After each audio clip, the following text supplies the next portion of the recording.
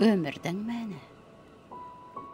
Түсінісу деген еткен ұлы нығмет еді. Құны жоқ қазына.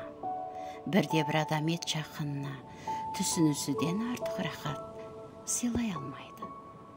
Өмірде ең жақын дос деген сені жақсы түсінетін адам болмақ. Ол сенің жарың, бауырың, қарындасың емес, тек сені бәрінен артық түсіне алатын жан. Егер Тәңірді түсінсең, сен оның ұлы досына айналасың. Адам бұл фәниде қалай өмір сүреді?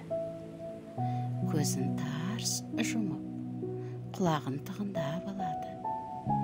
Кез келген атау, саналуан пішін үнемі саған белгі береді.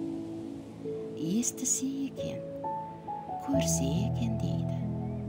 Дұрыс түсінсе екен дейді. Тәңірмен достасса екен дейді. Адам өмірінің мәні жаратқанды, ет жақының кім екенін, адам болмысы қандай екенін, өмір нешік дегенді түсінуге дайын болу. Автор Хазірети